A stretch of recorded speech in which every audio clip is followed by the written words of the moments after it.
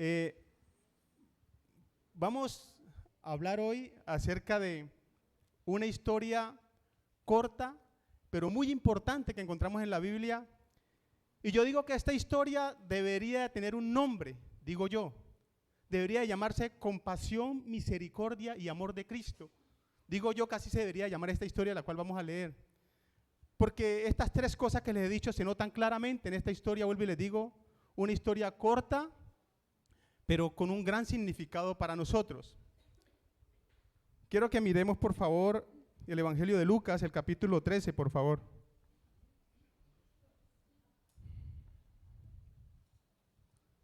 En Lucas, capítulo 13 y el versículo 10. Dice la Biblia, enseñaba Jesús en una sinagoga en el día de reposo. Y había allí una mujer desde hacía 18 años, tenía un espíritu de enfermedad y andaba encorvada, y en ninguna manera se podía enderezar. Cuando Jesús la vio, la llamó y le dijo, mujer, eres libre de tu enfermedad. Y puso las manos sobre ella, y ella se enderezó, luego y glorificaba a Dios.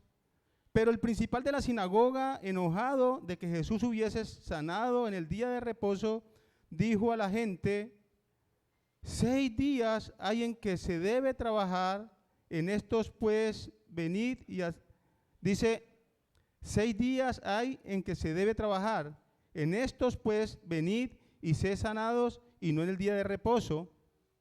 Entonces el Señor le respondió y dijo, hipócrita, cada uno de vosotros no desata en el día de reposo su buey o su asno del pesebre y lo lleva a beber. Y a esta hija de Abraham, que Satanás había atado 18 años, ¿no se le debía desatar de esta ligadura en el día de reposo? Al decir estas cosas, se avergonzaban todos sus adversarios, o sea, los adversarios del Señor Jesucristo, pero todo el pueblo se regocijaba por todas las cosas gloriosas hechas por él, por el Señor Jesucristo. Padre de la gloria, en esta mañana, te damos gracias, Señor, por este tiempo tan importante que tú nos regalas para poder, Señor, compartir tu palabra, tu mensaje a tu pueblo, Señor. Gracias por darnos el privilegio de abrir tu palabra y por el gozo que hay en ella, de regocijarnos en ella. Padre, te rogamos que seas tú hoy hablando al corazón de los oyentes. Padre, que sea solamente un instrumento en tus manos para que tu palabra pueda llegar verdaderamente de manera fiel a ellos y sin ser adulterada, sin quitarle y sin ponerle, sino que seas tú colocando tus palabras en mi boca para que este pueblo tuyo pueda meditar acerca de esta historia tan importante para nuestras vidas en esta mañana. Padre, gracias pues en el nombre precioso de tu Hijo amado, mi Señor Jesucristo. Amén. Y vamos a empezar precisamente hablando de esa compasión del Señor Jesucristo. Ya hemos leído esta historia y dice que el Señor Jesucristo llegó a una sinagoga. El Señor Jesucristo, precisamente a causa de la compasión y de la misericordia que sentía por el ser humano, no solamente cumplía una labor de andar predicando el evangelio del reino, sino que nos da un ejemplo a nosotros. Y la Biblia nos enseña que el Señor Jesucristo andaba por toda la región de Galilea, andaba por Cafarnaúm, por Nazaret, bajaba hasta Samaria y estaba haciendo una labor tan importante que era predicar el evangelio del reino, y a la misma vez nos estaba dando un ejemplo a nosotros de cómo hacerlo, de cómo ir a buscar esas almas. Una parte de la palabra, un versículo dice que la mies es mucha, pero los obreros son pocos. Y precisamente Él nos da ese ejemplo, ¿cierto? Él dice, vea, el terreno está listo para sembrar esa semilla, pero yo estoy dando el ejemplo de que yo voy. A muchas sinagogas iba el Señor Jesucristo precisamente haciendo eso, mostrando su compasión para con las almas, para con aquellas personas que necesitan de Cristo. Hay un versículo en la Biblia que ustedes conocen a la perfección, la mayoría. no es ese versículo el cual quiero hacer énfasis en esta mañana, pero es digamos, el contexto del versículo al cual quiero llegar. Este versículo, el cual ustedes conocen, es para cualquier persona en el mundo, para cualquier ser humano.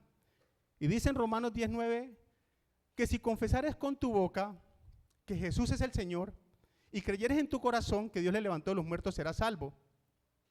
Porque con el corazón se cree para justicia, pero con la boca se confiesa para salvación. ¿Cierto? Pues dice la Escritura que el que invocare el nombre del Señor no será avergonzado. ¿Por qué? Porque ya dice la Biblia que no hay diferencia entre judío o griego, pues el mismo que es Señor de todos es rico para con todos los que le invocan. Porque el que invocar el nombre del Señor será salvo. Y aquí viene el versículo en el cual quiero hacer énfasis. Una pregunta retórica: ¿cómo pues invocarán a aquel en el cual no han creído? ¿Y cómo creerán en aquel del cual no han oído? ¿Y cómo oirán si no hay quien les predique? ¿Y cómo predicarán si no hay quien les envíe? Pues, como dice la Escritura, cuán hermosos son los pies de los que anuncian la paz, de los que anuncian las buenas nuevas o las buenas noticias. Entonces, si el Señor Jesucristo dice que las almas necesitan de esa palabra, y si nosotros no vamos, no llegamos donde esas personas que necesitan de Cristo y que nosotros sabemos que hoy, al día de hoy, este día presente, hay tantas personas que necesitan de Cristo Jesús, comenzando desde nuestras propias familias. A veces nuestro testimonio o nuestro pasado evitan de que nosotros lleguemos a sembrar esa semilla en ese terreno que está fértil para que llegue la semilla del Evangelio, de la palabra de Dios. El hermano ahorita nos hablaba acerca de esa fe, pero de esa fe que nosotros debemos revelar cada día con nuestro testimonio. Entonces, cuando el Señor Jesucristo va a estas sinagogas predicando el Evangelio del Reino, no solamente está cumpliendo una misión especial, sino que nos está dando ejemplo. Pero, cuando el Señor Jesucristo decide ir a esta sinagoga, ¿ustedes creen que Él no sabía que allá había una mujer que tenía una enfermedad, una mujer encorvada? Pues claro que Él sabía. Y Él sabía que iba a ir allá a encontrarse con ella. Así como dice la palabra que le era necesario pasar por Samaria porque se iba a encontrar con esa mujer, la cual tenía que ser salva. Y el Señor Jesucristo va a ese lugar sabiendo que iban a tener el encuentro con esta mujer. ¿Qué nos indica esto? De que el Señor Jesucristo, pese a nuestra naturaleza, Él vino a buscarnos. Él vino a buscarnos. Y vuelvo y les digo, y nos da un ejemplo a nosotros de cómo tener compasión y misericordia y amor por las almas y de poder nosotros ir a buscar esas almas. Él vino a buscarnos. Dice la Biblia en Mateo capítulo 9,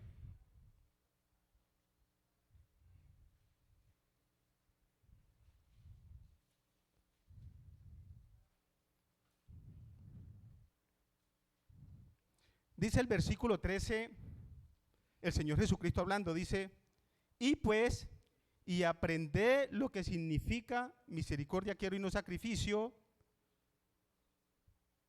porque no he venido a llamar a justos, sino a pecadores al arrepentimiento.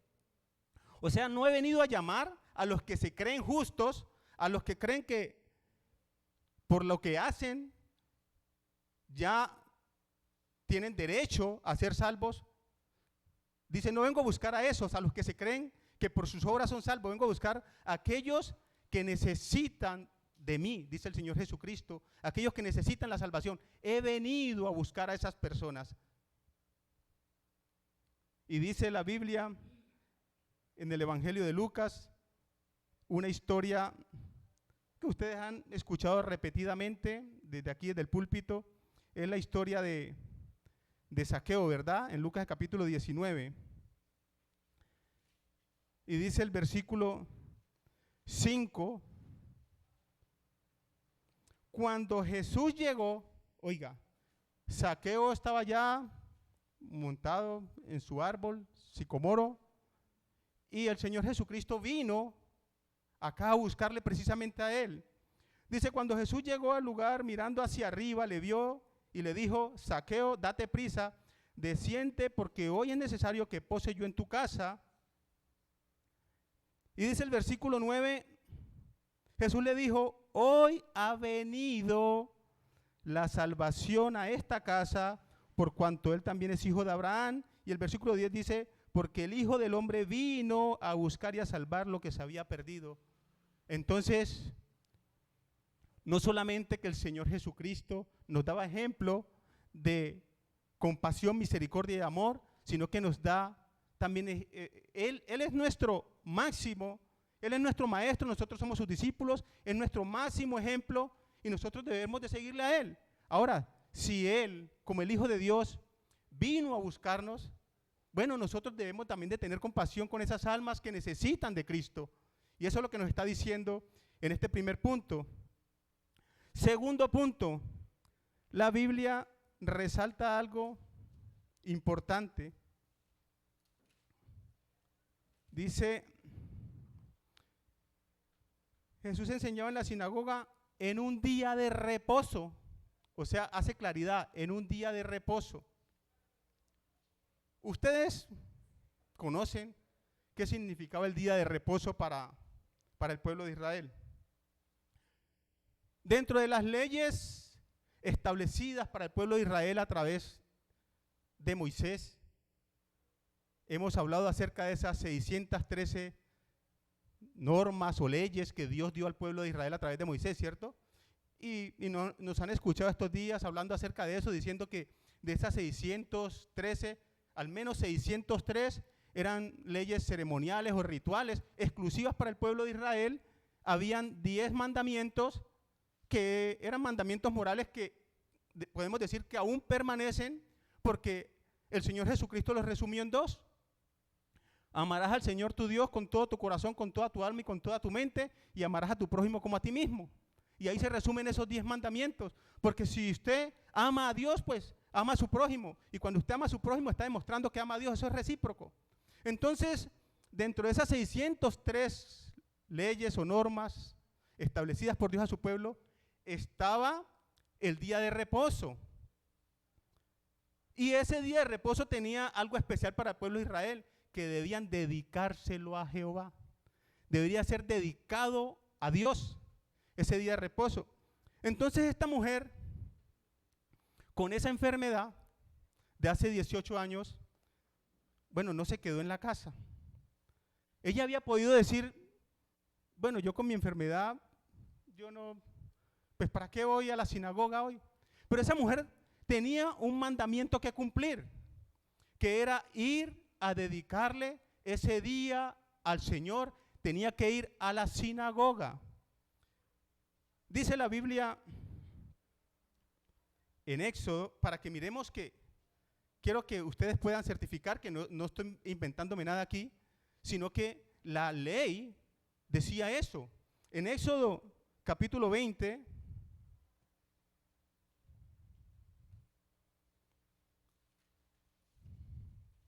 dice el versículo 8 del capítulo 20, acuérdate del día de reposo para santificarlo. 6 días trabajarás y harás toda tu obra.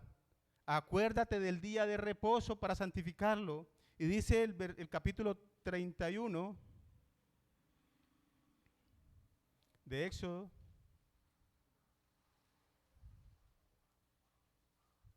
dice el versículo 15, 6 días se trabajará, mas el día séptimo es día de reposo consagrado a Jehová. Cualquiera que trabaje en el día de reposo ciertamente morirá. Y en Levíticos, capítulo 23 de Levíticos, dice el versículo 3 así: 6 días se trabajará, mas el séptimo día será de reposo, de santa convocación, ningún trabajo haréis, el día de reposo es el día de Jehová, en donde quiera que habitéis. Entonces, bueno, la Biblia ya ha dicho que ese Shabbat o ese día de reposo era para dedicárselo al Señor. Esta mujer estaba cumpliendo con el mandamiento, a pesar de su dificultad. Estaba ya en la sinagoga. Ella no tenía ni pensado que en ese lugar iba a tener un encuentro con Cristo mismo. Pero entonces, ¿qué quiero que hagamos la comparación? Si este día de reposo para ella era tan importante, aún para nosotros ahora es más importante. Les voy a decir por qué. Porque en realidad toda la ley nos llevaba a Cristo. Toda la ley estaba concentrada en llevarnos a Cristo. Dice en Romanos capítulo 10,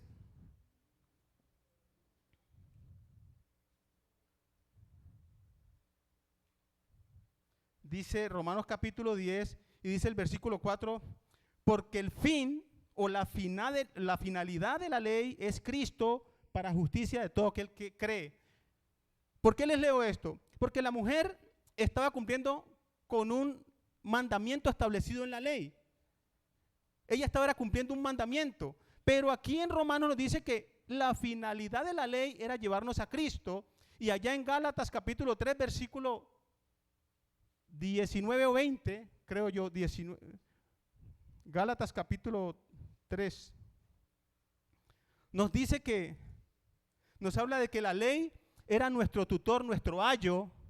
Dice, entonces, ¿para qué sirve la ley? Fue añadida a causa de las transgresiones hasta que viniese la simiente a quien fue hecha la promesa y fue ordenada por medio de los ángeles en mano de un mediador. Pero sigue el versículo allí, mi hermano, siga.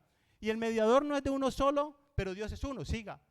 Luego la ley es contraria a la promesa de Dios en ninguna manera, porque si la ley dada pudiera vivificar la justicia verdaderamente por la ley, siga, mas la escritura lo encerró todo bajo el pecado para que la promesa que es por la fe en Jesucristo fuese dada, siga mi hermano, pero antes que viniese la fe que estábamos confinados bajo la ley, encerrados para aquella fe que iba a ser revelada. Y el 24 dice, de manera que la ley ha sido nuestro ayo, nuestro tutor, nuestro guía para llevarnos a Cristo a fin de que fuésemos justificados por la fe, no por la ley. Entonces, si, digamos, este Shabbat, este día de reposo, era para dedicárselo a Jehová, la Biblia nos enseña que Cristo es nuestro reposo, Él es nuestro descanso, Él es nuestro Shabbat. Y si estas personas dedicaban un día para alabar, para glorificar, para adorar a Dios, ese día era dedicado para Dios, pues nosotros, como estamos en Cristo Jesús descansando todos los días, pues todos los días le dedicamos al Señor. Él es nuestro descanso, no cada 8 días ni cada 10 días, Él es nuestro descanso todos los días. Entonces todos los días se lo dedicamos a Él porque Él es nuestro descanso. Eso habla la Biblia, ¿verdad? Que Él es nuestro descanso. Dice en Mateo capítulo 11,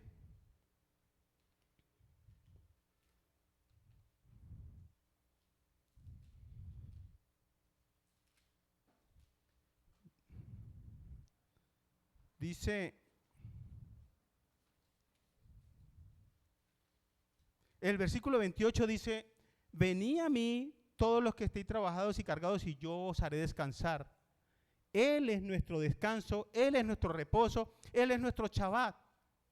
Y entonces todos los días se lo dedicamos a Él porque Él es nuestro descanso. Ese es nuestro día de descanso. Y dice en el libro de Hebreos, capítulo 4, dice el versículo, pero el versículo 3 dice así, pero los que hemos creído entramos, o sea, los que hemos creído en el Señor Jesucristo, los que hemos creído entramos en el reposo de la manera que dijo: por tanto juré en mi ira, no entrarán en mi reposo, aunque las obras suyas estaban acabadas desde la fundación del mundo. Dice el versículo 7, otra vez determina un día, hoy diciendo, después de tanto tiempo, por medio de David, como se dijo, si oyereis hoy su voz, no enderezcad vuestros corazones, porque si Josué hubiera dado reposo, no hablaría después de otro día. Cristo es nuestro reposo. Y dice en el libro de Marcos, en el Evangelio de Marcos,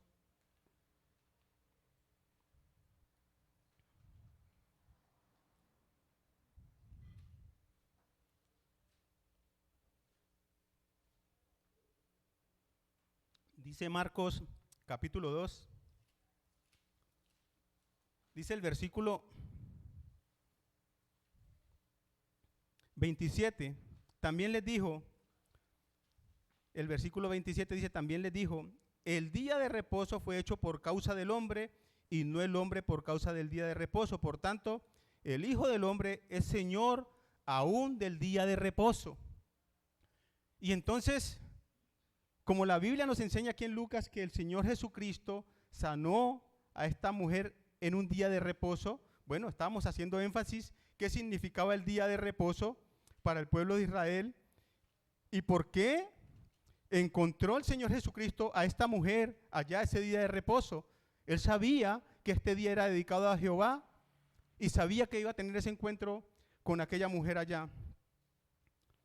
Pero asimismo, como este pueblo tenía un día especial para dedicárselo a Jehová, pues nosotros también tenemos, a pesar de que la iglesia primitiva, los primeros creyentes, vuelvo y les digo, se reunían todos los días porque por amor a su Señor, querían agradar a su Señor y porque Él es nuestro descanso, nuestro reposo todos los días, por lo tanto todos los días debíamos dedicárselo al Señor, pero había un día especial para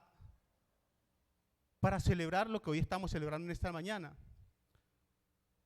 Era la cena del Señor, poder compartir el pan y el vino. La iglesia primitiva estableció esto con base a ¿qué? Mi hermano esta mañana habló un poco acerca de ello. Y habló mi hermano, toda esta mañana fue acerca de la resurrección de Cristo, ¿verdad? Entonces, ¿por qué fue establecido la cena el primer día de la semana? Que es para nosotros. Ellos era el Shabbat, nosotros tenemos el primer día de la semana como un día especial para nosotros. Vuelvo y les digo, nos podemos reunir todos los días. Y como dice ya en el libro de Hechos, estos hermanos se reunían todos los días. Pero determinaron un día especial que es el primer día de la semana. Porque el primer día de la semana Cristo resucitó.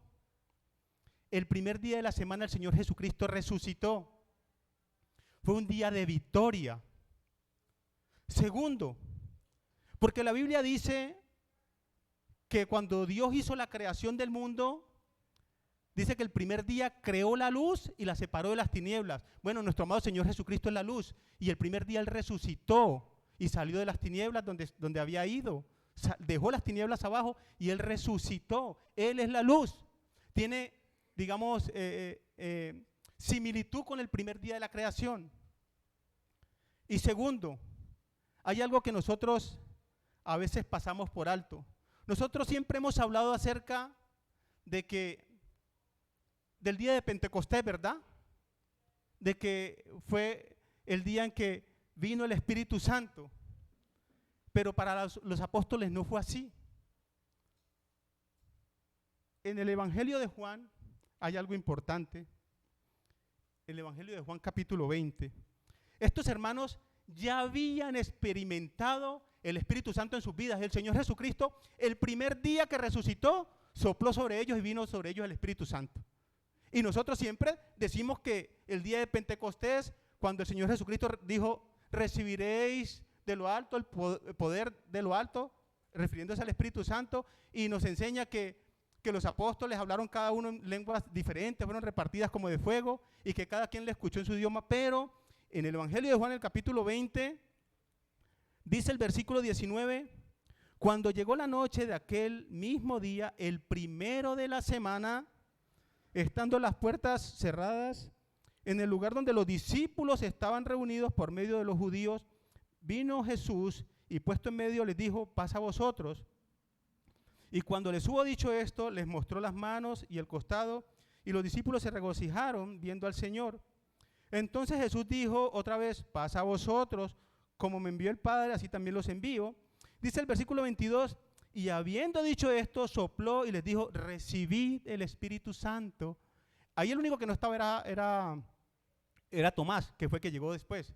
Pero ya el Señor Jesucristo, ellos habían tenido la experiencia y el gozo de haber recibido el Espíritu Santo de Cristo mismo. Entonces, con base a eso, con base que fue el primer día que resucitó el Señor Jesucristo, con base que en el primer día de la creación Dios hizo la luz y coincidía con la resurrección del Señor Jesucristo, y con base a esto, que ese día se gozaron, pues los hermanos de la iglesia primitiva establecieron que había un día especial para dedicarle al Señor, para compartir el pan. Entonces, así como estos tenían el Shabbat, bueno, nosotros como iglesia también tenemos un día especial para dedicarle al Señor, aunque, vuelvo y les digo, es todos los días, pero un día en que partimos el pan y compartimos la copa, ¿verdad? Dice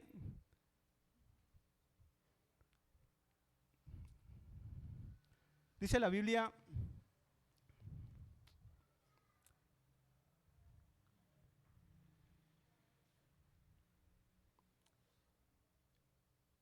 hay un versículo, estaba buscando a mi hermano Javier, que siempre nos dice un versículo en Mateo 18:20.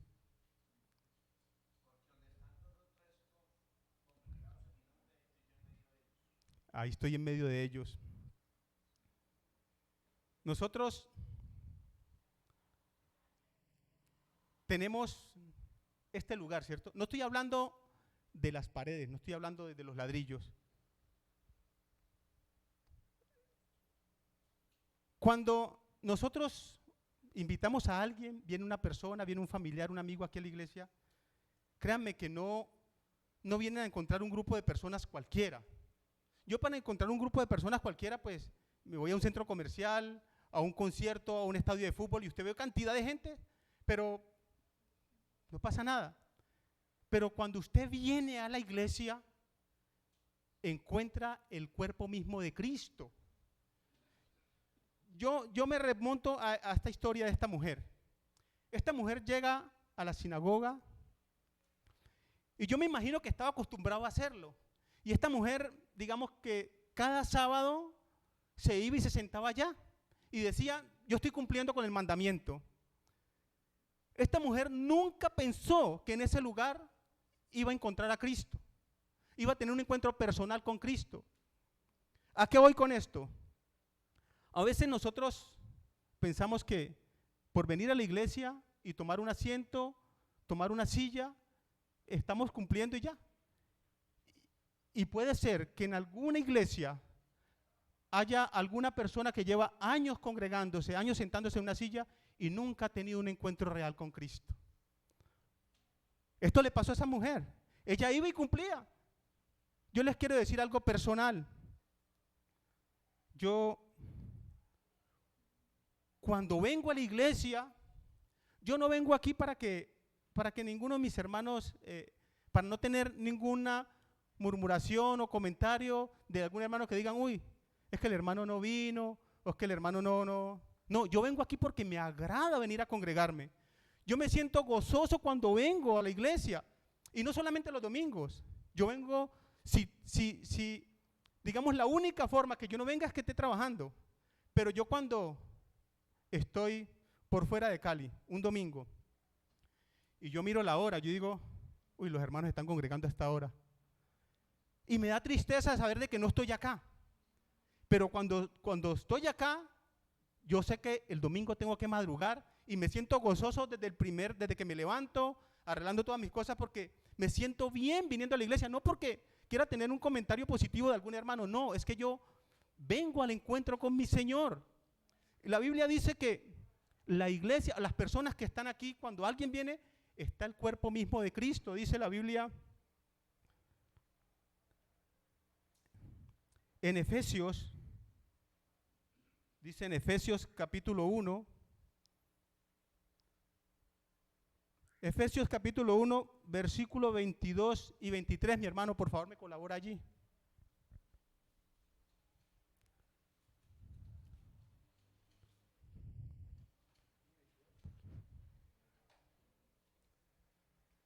Efesios capítulo 1, versículo 22 y 23, dice, y sometió todas las cosas bajo sus pies y lo dio por cabeza sobre todas las cosas a iglesia. No, pero ese no es el versículo al cual quería llegar. Quiero llegar al versículo que dice que la cual es su cuerpo, la plenitud de aquel que todo lo llena en todo.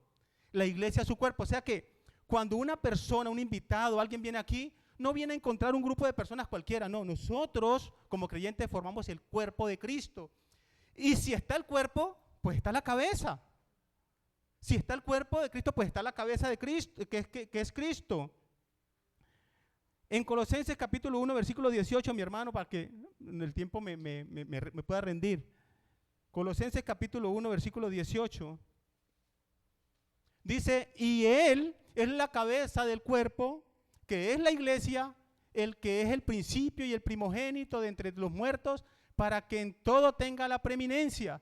Si está el cuerpo, está la cabeza, que es Cristo. ¿Qué quiero decir con esto? Que cuando una persona viene aquí a la iglesia, no encuentra cualquier clase de personas, encuentra a Cristo mismo aquí, como le pasó a esa mujer en la sinagoga.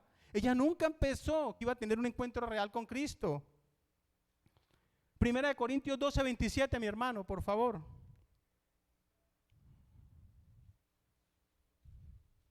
Primera de Corintios 12, 27. Vosotros pues sois el cuerpo de Cristo y miembros cada uno en particular. Vosotros pues sois miembros de Cristo. Entonces, mire, yo no estoy diciendo con esto que solamente para encontrar al Señor tiene que ser en la iglesia, no estoy diciendo eso. Sabemos que Dios es omnipotente, es omnipresente, omnisciente, pero la iglesia es un lugar propicio y adecuado para tener una relación íntima con Cristo. Es el lugar más adecuado, podría decir yo. Digamos, yo no conocí al Señor Jesucristo en una iglesia. Lo conocí en otro lugar, pero en ese lugar había un grupo de hermanos que conformaba, dijo mi hermano, donde hay 2 o 3 congregados en el nombre, ahí está él. Estos hermanos conformaban una iglesia pequeña, pero era una iglesia, porque vuelvo y le digo, no estoy hablando de los ladrillos, estoy hablando donde está el grupo de creyentes.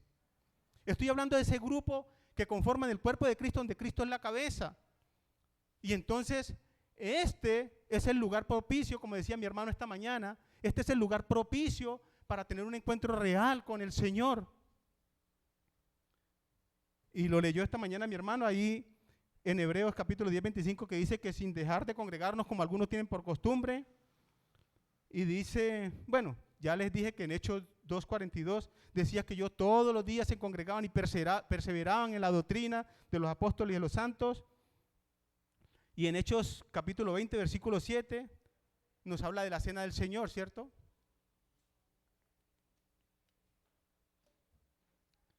Quiero que leamos, por favor, Hechos capítulo 20, versículo 7.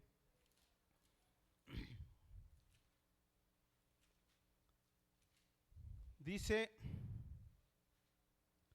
el primer día de la semana, reunidos los discípulos para partir el pan, Pablo les enseñaba, habiendo de salir al día siguiente, y alargó el discurso hasta la medianoche. Entonces nos habla que el primer día ellos los habían dispuesto para partir el pan.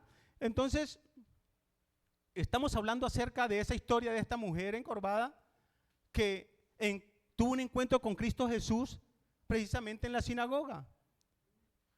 Y cómo nosotros, como pueblo de Dios, representamos el cuerpo de Cristo y Él su cabeza, y el que viene aquí, a este lugar, va a encontrar al cuerpo de Cristo y a su cabeza, a Cristo mismo, aquí.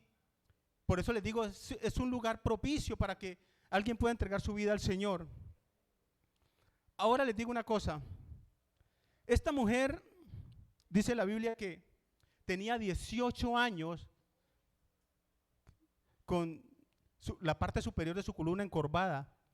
No estamos hablando de una joroba o una jiba como como se conoce, ¿no? Esta mujer tenía la columna encorvada. Eso tiene un nombre, esa enfermedad tiene un nombre que se llama cifosis. Y en la Biblia quiere decir que estaba sometida. Yo no sé de los hermanos que están aquí cuánto tiempo duraron encorvados o cuánto tiempo duraron sometidos por el pecado. No sé, unos 15, otros 20 años, otros 30, 40 años. Quizá unos conocieron al Señor de muy temprana edad, otros, no sé. Pero cada uno de nosotros tuvimos un tiempo encorvado como esta mujer, encorvados por el pecado. Bueno, y Cristo vino a nuestras vidas, nos buscó, hizo la obra en nuestras vidas. Pero la pregunta no es para el creyente, la pregunta es para aquel que hoy está aquí y no ha creído. ¿Cuánto tiempo lleva usted encorvado por el pecado? ¿Cuánto tiempo usted lleva sometido por el enemigo? Esto es una pregunta que hoy le digo que se haga a su corazón. ¿Cuánto tiempo usted lleva como esta mujer? Esta mujer dice que era de 18 años. ¿Cuánto tiempo usted lleva sin Cristo? Porque si usted no está con Cristo, usted está encorvado con el pecado, lo tiene encorvado. Y el demonio lo tiene sometido y lo tiene ligado. Entonces, la pregunta en realidad no es para el creyente, porque el creyente ya se enderezó. Ya Cristo lo enderezó. La pregunta es para aquel que hoy está aquí y no ha creído. Para esa persona es la pregunta.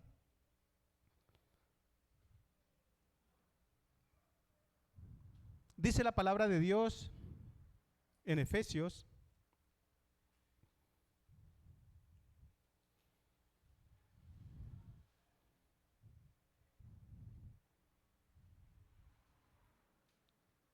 el capítulo 2 de Efesios, dice el versículo 1 y el versículo 2, y él dice: y Él os dio vida a vosotros cuando estabais muertos en vuestros delitos y pecados, en los cuales anduvisteis en otro tiempo, siguiendo la corriente de este mundo, conforme al príncipe de la potestad del aire, el espíritu que ahora opera en los hijos de desobediencia. ¿A qué voy con esto? Si nosotros anteriormente anduvimos de esa manera, conforme a las corrientes de este mundo, siguiendo al enemigo. Y bueno, como les decía, Cristo nos quitó esa enfermedad del pecado, nos enderezó, pero aún quedan personas por enderezar. Y es nuestra misión nosotros poder compartir el evangelio de salvación y que en estas personas poder sembrar esa semilla y que esas personas puedan tener un encuentro real con Cristo y puedan ser enderezados y salir de esa enfermedad. Dice Primera de Pedro, mis hermanos, voy dándole rápido para que podamos alcanzar. Y si me paso unos 5 minuticos, me disculpan. Dice el capítulo 4, dice el versículo 2, así voy a leer desde el 2. Primera de Pedro, capítulo 4, versículo 2, dice: para no vivir el tiempo que resta en la carne, conforme a las concupiscencias de los hombres, sino conforme a la voluntad de Dios. Baste ya el tiempo pasado para haber hecho lo que agrada a los gentiles, andando en lascivias, concupiscencias, embriagueces, orgías, disipación y abominables idolatrías. A esto les parece cosa extraña que vosotros no corráis con ellos el mismo desenfreno de disolución y os ultrajan. Pero ellos darán cuenta del que está preparado para juzgar a los vivos y a los muertos. Dice el versículo 10, cada uno según el don que haya recibido, ministrelo a los otros como buenos ministradores de la multiforme gracia de Dios. Si alguno habla, hable conforme a las palabras de Dios. Si alguno ministra, ministre conforme al poder de Dios que Dios da, para que todo sea Dios glorificado por Jesucristo, a quien tiene la gloria y el imperio por los siglos de los siglos. Está diciendo que nosotros, los que hemos sido enderezados, pues ya dediquemos nuestra vida a Cristo. Ya estamos, ya Él nos ha sanado y nos ha salvado. Bueno, ahora dedicamos nuestra vida a Cristo. Ya dejemos de andar en el pasado. Ya nosotros no somos del pasado. Pero seguimos hablando de esta historia tan importante. La Biblia nos enseña que esta mujer no dice que no lo había intentado. No dice que no lo había intentado. Mire lo que dice la Biblia. Volvemos a Lucas capítulo 13. Mire lo que dice esta mujer encorvada. Y había allí una mujer que desde hacía 18 años tenía un espíritu de enfermedad y andaba encorvada y en ninguna manera se podía enderezar. En ninguna manera se podía enderezar. O sea, no dice que no lo había intentado, quizás lo había intentado de muchas formas, pero no había podido. ¿Saben por qué? Porque el único que puede transformar nuestras vidas es Cristo. Usted no puede decir que va a llegar a Dios sin que tenga que pasar su vida a través de Cristo. Usted no puede decir que es sano, que es salvo por cualquier otro medio que no sea el Señor Jesucristo. Es el Señor Jesucristo el único que puede traer salvación a nuestras vidas. Es el único que nos puede quitar de esa encorvadura que tenemos del pecado. Es el único que puede limpiarnos del pecado.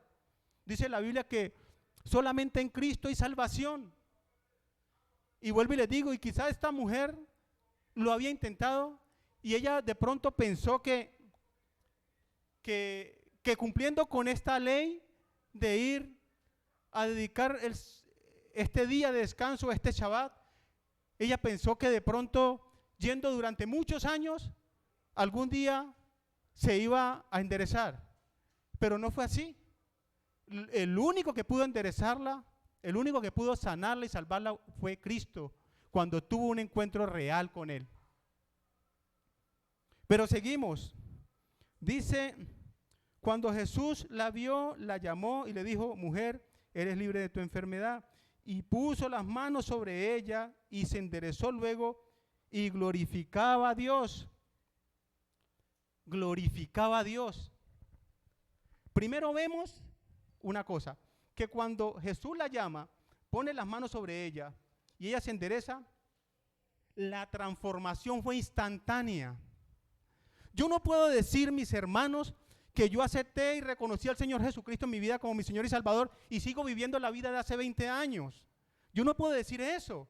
Si yo verdaderamente, Cristo vino a mi vida, Cristo transformó mi vida inmediatamente. Inmediatamente tiene que notarse en mi vida. Y yo creo que muchos hemos experimentado eso. Hay unos que se nota más rápido que otros, ¿verdad? Hay unos que se nota que cuando recibieron a Cristo, Cristo transformó su vida, pero hay unos que se notan más rápido que otros. Hay otros que como que les cuesta un poquito, pero al fin y al cabo Cristo transforma nuestras vidas y la vida de esta mujer fue transformada inmediatamente.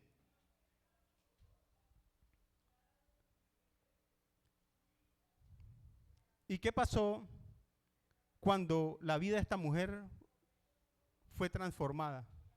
Ahí dice, ¿qué pasó? Dice que glorificaba a Dios. ¿Ustedes creen por qué nosotros esta mañana nos reunimos y celebramos la cena del Señor? ¿Y por qué dedicamos ese tiempo a alabar, a adorar y a glorificar a Dios? Pues porque estamos agradecidos porque Él nos quitó esa encorvadura del pecado, nos enderezó y nos salvó. Y este es un ejemplo que nos da esta mujer. Glorificaba a Dios. Bueno, nosotros, por su misericordia, también tenemos un tiempo para glorificarle, para adorarle y para expresar nuestra gratitud, la gratitud que hay en nuestro corazón por lo que Él hizo en nuestras vidas. O si no, andaríamos así, encorvados por el pecado. Y por eso dedicamos este tiempo al Señor. Y la Biblia dice, yo quiero, hermanito, que coloquemos ahí el Salmo 50. El Salmo 150. Dice, alabad a Dios en su santuario, alabadle en la magnificencia de su firmamento, siga mi hermano, alabadle por sus proezas, alabadle conforme a las muchedumbres de su grandeza, siga mi hermano, alabadle a son de bocina, alabadle con salterio, alabadle con pandero y danza, alabadle con cuerdas y flautas, alabarle con címbalos resonantes, y todo, usted alabarle, alabarle, alabarle, alabarle. Ese Salmo 150, lo único que nos hace meditar es en que Él es merecedor de toda alabanza, de toda gloria y de toda adoración de su pueblo, de los que hemos sido enderezados un día. Dice en 1 Corintios, capítulo 10,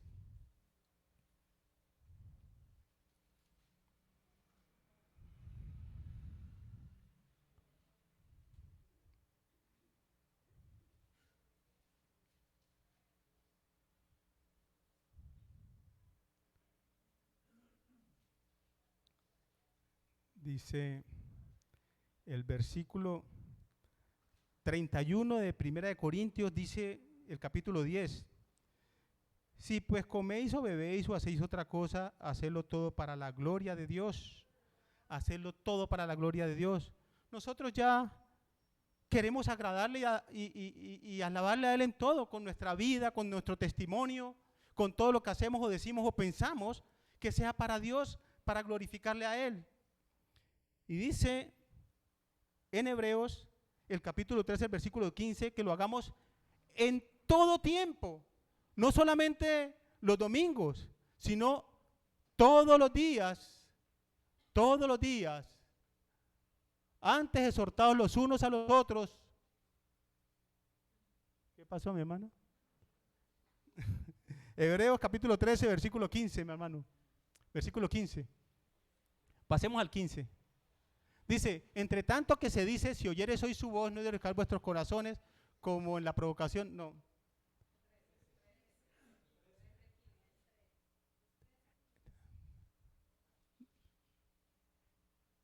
Así que ofrezcamos siempre a Dios, por medio de Él, o sea, de nuestro amado Señor Jesucristo, sacrificio de alabanza, es decir, fruto de labios que confiesan su nombre. Pero dice la palabra que en todo tiempo, no es ni hoy ni mañana, sino que mi profesión de fe me lleva a que mi comportamiento, mi testimonio sea de alabanza y de gloria para Dios todos los días y a toda hora del día.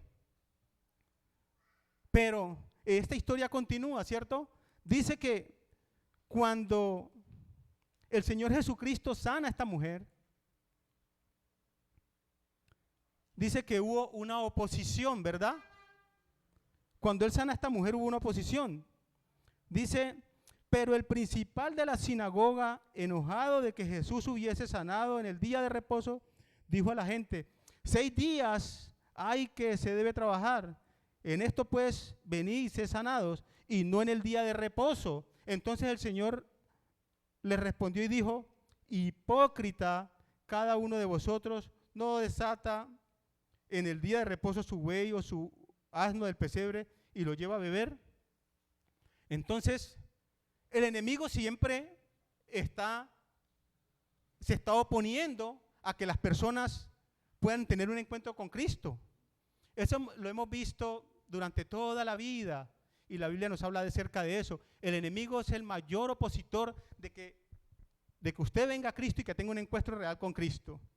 Y siempre va a haber el tropiezo, siempre va a haber allí quien se interponga para que usted no pueda tener ese encuentro real con el Señor Jesucristo. Y el Señor Jesucristo los deja avergonzados porque yo ya les dije que, bueno, hace un momento hablamos acerca de eso, que Cristo es el día de reposo, Él es nuestro reposo y nuestro descanso.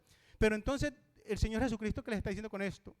Les está diciendo lo siguiente, mire, es que las personas, ¿cuánto llevaba esta mujer?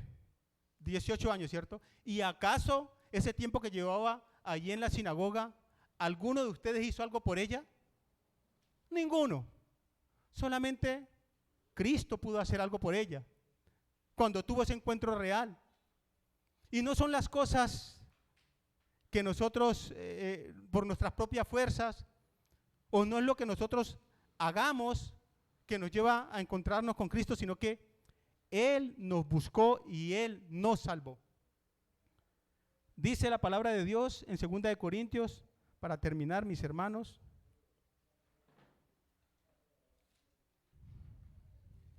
dice el capítulo 4,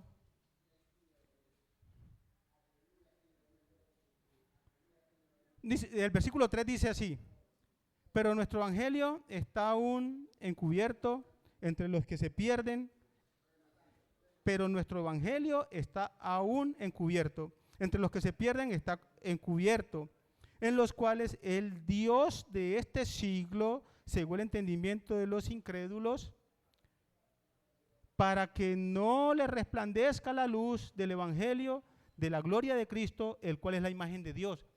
El enemigo se encarga de cegarles el entendimiento precisamente para eso, para que no resplandezca la luz que es Cristo en sus corazones. Y Él es el principal tropiezo. Y pasa en la vida cotidiana, ¿verdad? Nosotros, bueno, dice allá en Primera de Pedro que Él anda como león rugiente buscando a quien devorar. Y hay una cosa importante.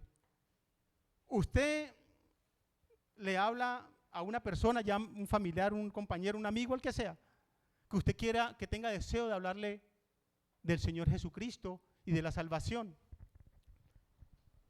Y a veces esa persona, digamos que hoy le puso atención. Y digamos que puede quedar tranquilo o contento de que usted le hubiese predicado una porción de la palabra y hablar y le haya hablado acerca de su salvación. Y resulta que cuando esa persona tiene ese deseo de seguir y de conocer al Señor Jesucristo, entonces le pasa algo a esa persona, o se enferma, o pierde el trabajo, o pierde, alguna cosa le pasa. Eso nos ha pasado casi a todos nosotros cuando recién creímos en el Señor Jesucristo. Alguna cosa nos pasó en nuestra vida como para que nosotros flaqueemos y dijimos, no, si estaba sin Cristo y estaba bien ahorita, entonces con Cristo mire lo que me... No. Entonces, eso hace el demonio, eso hace el enemigo. Eso hace el enemigo. Voy a terminar rápidamente algo que para que terminemos y oremos. Está pasando algo en este momento en la vida cotidiana en el mundo. Ustedes saben que ahora está la inteligencia artificial y la inteligencia artificial supuestamente todo lo sabe. Entonces, hemos creado una cosa, o hemos creado, no, el demonio ha creado una cosa con la palabra de Dios con un fin de que no creamos en la palabra de Dios. Usted ahora ve en todas las redes sociales todos los versículos de la Biblia con inteligencia artificial diciendo, no, es que este versículo no quería decir eso. Entonces, ahora como hay la forma de pasarlos al arameo, de pasarlos al hebreo y pasarlos al griego, entonces dice, no, el Señor Jesucristo no quiso decir eso con eso porque en arameo dice esto y no tiene nada que ver con eso. Y entonces empieza a crear duda en algunas personas y a decir, no, pues que, mira que ahorita resulta que todo lo que hemos visto durante muchos años, o sea que eso no era así. Y entonces, ¿qué es lo que está pasando? Y he escuchado cantidad de personas hablar acerca de eso. Vení, pero un día me predicaste acerca de esto y resulta que mira lo que dice aquí alguna persona hablando allí y entonces trae la palabra en hebreo, la palabra en griego y resulta que no significaba eso y estamos creando nosotros mismos y nosotros involuntariamente participando de todo eso. Ahora hubo por ahí un señor que salió a decir que en realidad Marcos la habían colocado más de lo que era porque solamente llega hasta el versículo 14, hasta el capítulo 14, ¿verdad? Y una cantidad de cosas y resulta que ya la palabra le están sobrando libros y le están sobrando palabras y nosotros como cristianos nos estamos dejando llenar de todo eso con el fin, el demonio con el fin de que nosotros dudemos de la palabra de Dios y que digamos, venga, pero si Dios dijo que no se le puede colocar ni una letra ni quitar ni una letra, entonces ¿por qué ahora resulta que toda esta conversión que han hecho al arameo y al hebreo y al griego nos están sobrando versículos y nos están sobrando palabras? Y nosotros nos estamos dejando contaminar de eso. Nos estamos dejando llevar por eso y el enemigo se está aprovechando de todo esto para que dudemos de la palabra de Dios. Vamos a orar. Padre Santo de la Gloria, en esta mañana, mi Señor, te damos gracias por tu palabra. Gracias, Señor, por tu gran amor. Gracias por tu compasión, por tu misericordia y por tu amor para con nosotros, que viniste a buscarnos, Padre, y nos encontraste, nos hallaste, Padre, y encontraste un corazón dispuesto a que fuera sembrada esa semilla. Y hoy tenemos solamente gratitud para contigo, Dios, de que hemos sido salvos, hemos sido sanados y salvados por ese encuentro personal con tu Hijo amado, mi Señor Jesucristo. Y hoy te agradecemos en el nombre precioso de tu Hijo amado, nuestro Señor Jesucristo. Amén.